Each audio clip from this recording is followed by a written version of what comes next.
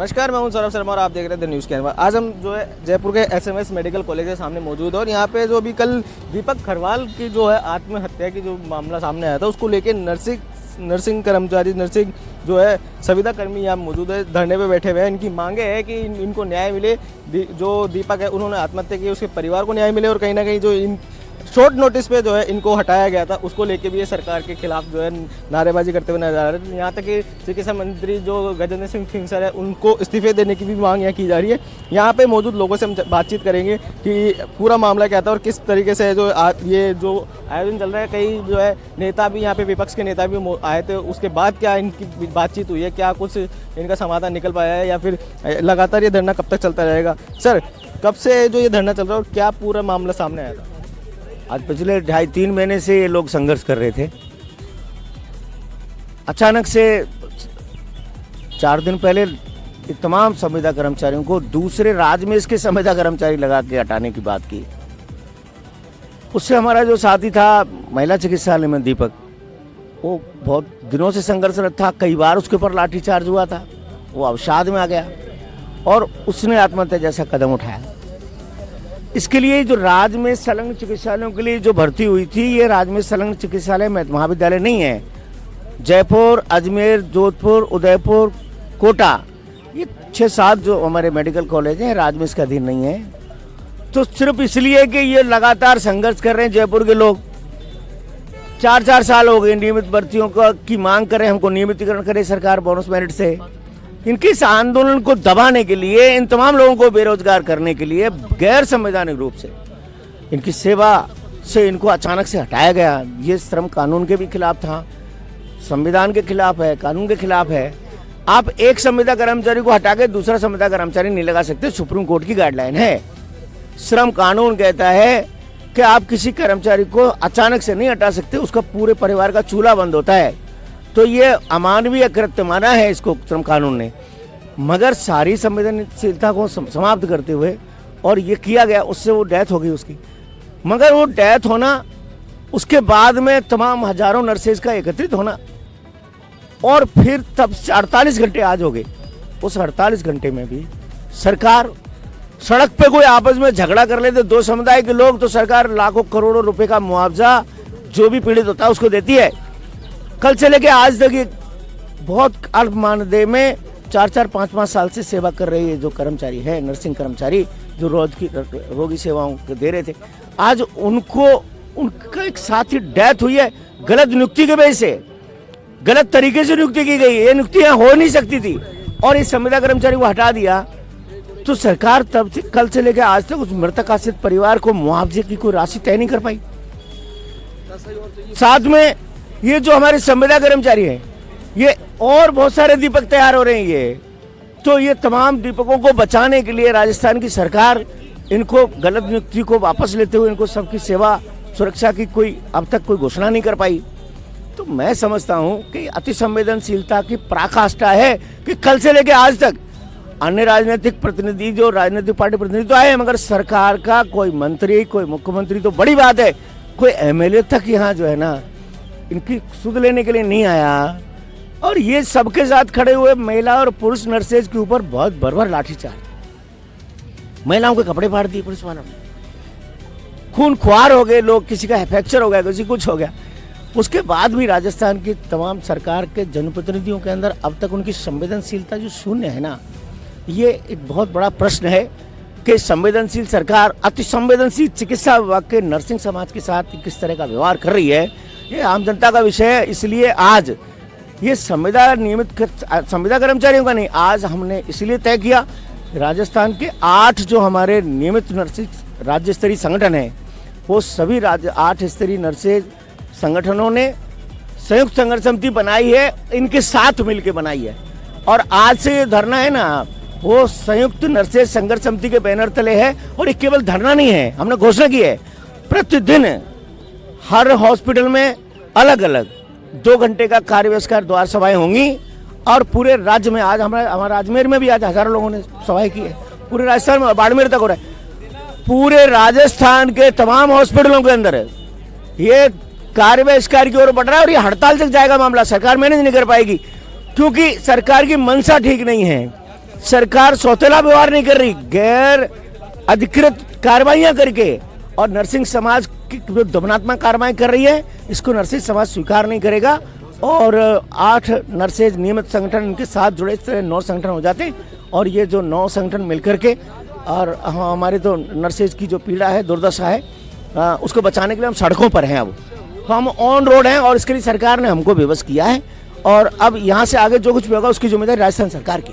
अच्छा, अभी आपने कहा कि जो है सरकार की तरफ से कोई भी है जो मुआवजा अभी तक पूरा वो नहीं किया गया है, लेकिन कहीं ना कहीं जो कल हनुमान बेनीवाल जो आरएलपी के सांसद है, आरएलपी के सुप्रीमो है, वो आते हैं, वो मीडिया के सामने बाइट देते हैं कि वो अपनी तरफ से आरएलपी पार्टी की तरफ से 5-5 लाख रुपए, और उनकी सरकार से बात हो चुकी है, आपकी जो दीपक है उनकी पत्नी को है जो सरकारी नौकरी और साथ ही मुआवजा जो संविदा कर्मियों को वो दिलवाने के लिए सरकार राजी हो चुकी है। तो वो राजी हो चुकी है, तो कितना मुआवजा है वो कल से अब तक डिसाइड ही नहीं हुआ। अगर सरकार डिसाइड कर रही है तो हम इंतजार कर रहे हैं, हम भी बात कर रहे हैं। भाई हम कौन सी गलत बात कर रहे हैं? हनुमान बेनीवाल जी आए, सांसद महोदय, अच्छी बात है, उन्होंने बात करी अपने स्तर पर, अधिकारियों से भी करी और लोगों से करी, मगर वो आज तक 48 घंटे में मुआवजा की राशि तय हुई। 2 घंटे में हमारे चांदबोल में, यहाँ रामगंज में केस हुआ था पिछले दिनों, पिछली सरकार ने 2 घंटे के अंदर है ना वो 50 लाख रुपए का मुआवजा वहां तय कर दिया था, और आज 48 घंटे में भी कुछ नहीं। हम करें, हमने कहा कि ये जो और दीपक है इनको तो बचाओ, ये तो गैर संवैधानिक भर्ती कर दी। हाँ, राजमेश की संविदा के कर्मचारी को हटा के संविदा के कर्मचारी को लगाना, 4 साल के एक्सपीरियंस कर्मचारी को हटा के बिल्कुल नए कर्मचारी को लगाना, ये कौन सी अच्छी बात है? ये तो गैर संवैधानिक प्रक्रिया है। तो इनकी सेवा बहाली की घोषणा तो करी सरकार, कल से लेकर अब तक कर ही नहीं पाई। तो ये कैसे होगा? ये हमें ये वायदे हैं, झूठे हैं, और हमें इससे भी मतलब नहीं। उन्होंने कहा कि हमने कहा सेवा सरकारी नौकरी की बात थी, तो उन्होंने कहा हम संविदा पर नियुक्ति देंगे, मगर देंगे कब देंगे? ये कब देंगे? हमें तो लगता नहीं देंगे। तो सरकार कुछ करना चाहती है तो लिखित में दे ना, कुछ आदेश कोई जारी करे ना। तो सरकार ने तो कुछ किया नहीं, इसलिए आंदोलन जारी है। अच्छा, आपसे एक सवाल रहेगा कि दीपक जो है आत्महत्या मामला सामने आया था, उसके बाद में उससे पहले भी लगातार है संविदा कर्मी है जो कहीं ना कहीं कई विषयों को लेके जो प्रदर्शन करते हुए नजर आए थे, धरने पे बैठते हुए नजर आए थे। उसके बाद सरकार ने कई बार आश्वासन दिए, कई चीज़ों के लेके जो है प्रदर्शन खत्म करवाए थे, क्या वो मांगे आपकी पूरी हो पाई थी? संविदा कर्मचारियों का आंदोलन कई महीनों से नहीं, कई वर्षों से चल रहा है, और संविदा कर्मचारी कोई इनसे धन दौलत नहीं मांग रहे राजस्थान सरकार से। संविदा कर्मचारी सिर्फ अपना हक मांग रहे हैं, और वो उनका हक है कि संविदा कर्मचारी जब उनको लगाया जाता है तो उनको परमानेंट किया जाता है। और पिछले कई वर्षों से राजस्थान सरकार से लगातार वो शांतिपूर्वक तरीके से मांग कर रहे हैं कि पूर्ववर्ती भर्तियों की तरह हमें भी नियमित करने का कार्य किया जाए। राजस्थान सरकार ने विगत पहले वर्षों में संविदा कर्मचारियों को नियमित करवाने के लिए रूल्स बना रखे हैं कि संविदा कर्मचारियों को नियमित करवाने के लिए मेरिट प्लस बोनस से भर्ती विज्ञापन निकाला जाता है, फिर उनकी संविदा सेवा काल को 10, 20, 30 बोनस अंक देते हुए उनको नियमित करने का कार्य किया जाता है। लेकिन राजस्थान सरकार उनकी सुनने की बजाय उन नियमों को भी परिवर्तन कर देना चाहती है। यही सबसे बड़ा मानसिक दबाव है संविदा नर्सेज कर्मचारियों में, जो पिछले 2 साल से लगातार झेल रहे हैं। माननीय मुख्यमंत्री जी को, चिकित्सा मंत्री जी को शहीद स्मारक पर 5-5 हजार नर्सेज की तादाद में ज्ञापन दे चुके हैं, विधानसभा में ज्ञापन दे चुके हैं। करोड़ीलाल जी की यहाँ 35 से 45 दिन तक लगातार धरना चलता रहा, यहाँ पर भी पिछले 1 महीने से धरना चल रहा है।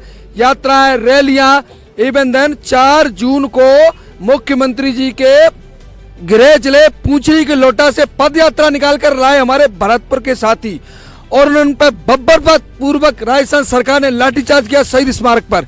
शर्मनाक बात है। तो संविदा नर्सेज कर्मचारी तो पीड़ित है, शोषित है, और वो इनसे कोई सोना चांदी नहीं मांग रहे हैं, इनसे वही मांग रहे हैं जो ये देते हैं। इनका अधिकार है इनको नियमित करना, अधिकार देने की बजाय लाठियां चार्ज कर रहे हैं। और यही कारण है कि दीपक को सुसाइड करना पड़ा। दीपक की सारी उम्मीदें खत्म हो चुकी थी। वो 2 वर्ष बेचारा अपना संविदा पे सेवा दे चुका था, उसको उम्मीद थी कि राजस्थान सरकार उनको नियमित करवाने के लिए उनका भर्ती का विज्ञापन निकालेगी। लेकिन राजस्थान सरकार भर्ती विज्ञापन की तो छोड़ो, ऐसे इस तरह के नियम बनाने चाहती है कि जीवन में कभी परमानेंट ही नहीं हो पाएंगे। अगर जो परमानेंट हो ही नहीं पाएंगे तो 7,900 रुपए में काम क्यों कर रहे हैं? बहुत दमनात्मक नीतियां राजस्थान सरकार अपना रही है। मैं पिछले 20 साल से कर्मचारियों की राजनीति कर रहा हूं, मैंने आज तक इतनी गूंगी बहरी सरकार और इस तरीके से डिसिप्लिन सरकार मैंने देखी ही नहीं है। आज एक दीपक गया है, राजस्थान में कम से कम 2000 दीपक जिनकी सेवा समाप्त कर दी, जिनको बेघर कर दिया है, वो तैयार बैठे हुए हैं कि क्या हमें रोजगार मिलेगा नहीं मिलेगा, या हमें वापस रोजगार पर लगाया जाएगा नहीं लगाया जाएगा। इसी क्रम को लेकर कल से हम लगातार 12 बजे से आंदोलन कर रहे हैं और आज भी राजस्थान के तमाम संगठनों कर्मचारी नेता संयुक्त संघर्ष समिति बैनर तला के इस आंदोलन का आगाज कर चुके हैं।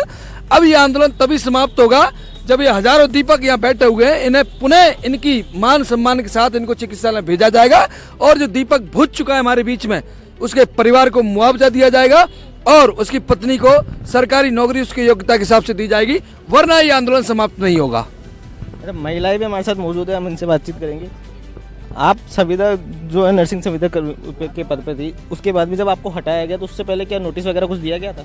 नहीं, हमें अचानक से रात में नोटिफिकेशन जारी करते हैं और एक ऑर्डर निकालते और उसी ऑर्डर के आधार पे दूसरे दिन से हमारे को हटाया जाता है, जिसके चक्कर में हम सारे संविदा कर्मी इतने भयंकर वाले तनाव में है, डिप्रेशन में है कि सबके दिमाग में यही है, जाए तो कहाँ जाए, करे तो क्या करे। इसलिए सरकार मजबूर कर रही है हमारे को सबको, और एक दीपक नहीं बुझाया, हजारों दीपक बुझाने के लिए ये सारे साथी है। अगर हमारे को सेवा बवाल नहीं किया जाता है तो ये सारे सुसाइड करने के लिए तैयार है, हमारे पास कोई ऑप्शन नहीं बचता है।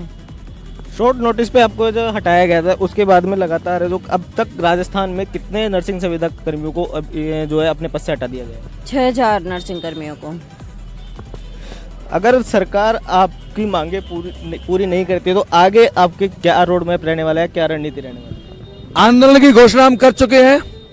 आज जॉइंट वर्किंग कमेटी पूरे राजस्थान के सारे नर्सिंग लीडरों की बन चुकी है और बहुत जल्द जिले के लेटर पैड पर हमारे मांग पत्र की सारी मांगे चिकित्सा प्रशासन तक पहुंचा दी जाएगी और आंदोलन की शुरुआत आज हो चुकी है और कल महिला चिकित्सालय में 2 घंटे का कार्य बहिष्कार किया जाएगा और अटैच मेडिकल कॉलेज से जयपुर में जितने भी हॉस्पिटल में प्रत्येक में 2-2 घंटे कार्य बहिष्कार किया जाएगा।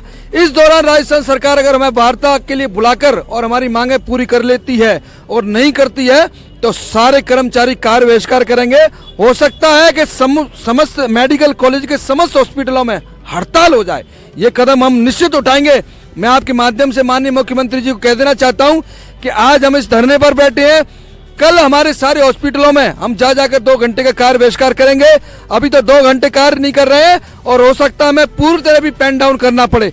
तमाम राजस्थान में ये चिंगारी लग चुकी है और अभी समय रहते इन्होंने हमारी मांगे पूरी नहीं की तो राजस्थान के प्रत्येक जिले में आंदोलन होगा। प्रत्येक नर्सेज कर्मचारी, नियमित और अनियमित कर्मचारी कार्य बहिष्कार करेंगे और भी जरूरत पड़ी तो सारे राजस्थान की चिकित्सा व्यवस्था को ठप कर देंगे। तो मैं कह देना चाहता हूं कि आज इस दीपक की कुर्बानी को बेकार नहीं जाने देंगे। राजस्थान में जितने भी दीपक है प्लेसमेंट एजेंसी के माध्यम से काम कर रहे हैं उनकी तुरंत प्रभाव से सेवा पुनः बहाली करते हुए पुनः चिकित्सालय में लगाया जाए, अन्यथा यह आंदोलन समाप्त नहीं होगा। आप लोगों जो चिकित्सा मंत्री के इस्तीफे की मांग कर रहे हैं, क्या इस्तीफे के बाद में क्या आपकी जो समस्या का समाधान हो पाएगा? सर, इस्तीफे की बात तो ये है क्योंकि दीपक की ये आत्महत्या नहीं है, ये हत्या है, इसलिए हम चिकित्सा मंत्री के इस्तीफे की मांग कर रहे हैं। पर इस गूंगी बहरी सरकार में कोई काबिल मंत्री है भी नहीं जो हमारी मांगों को जायज़ तरीके से सुने। आज 48 घंटे हो गए हैं अभी तक, लेकिन किसी पदाधिकारी किसी मंत्री ने आके यहाँ तक शुद्ध नहीं दी है कि हुआ क्या है, चल क्या रहा है। ये एक नर्सेज के साथ बहुत ही बुरा अन्याय है जो नर्सेज समय समय पर सरकार को कंधे से कंधा मिलाकर साथ देते हैं। आज उसी नर्सेज के साथ ये बर्बरता हो रही है कि कोई सुनने को ही तैयार नहीं है। चिकित्सा मंत्री तो मंत्री बनने के लायक भी नहीं था, पता नहीं किस हिसाब से उनको मंत्री बनाया गया है। ना उन्हें कुछ बोलने का पता है, ना कुछ उन्हें अता पता रहता है। ऐसे ऐसे उनके स्टेटमेंट आते हैं कि महिलाएं, डिलीवरी वाली महिलाएं क्या नाचते हुए आती हैं, उनको क्या पता है कि लेबर का पेन क्या होता है, वो नहीं जानते क्योंकि उनको इस सरकार में कोई मंत्री काबिल है भी नहीं, तो इसलिए उनको पता भी नहीं रहेगा क्या चल रहा है क्या नहीं।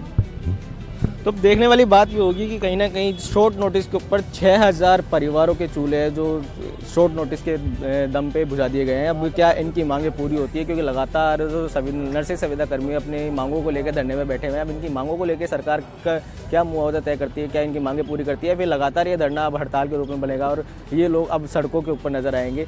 उसके लिए आप बने रहे हमारे साथ और देखते रहे द न्यूज़ कैनवास। मेरे सहयोगी के साथ मैं सौरभ शर्मा, जयपुर, राजस्थान।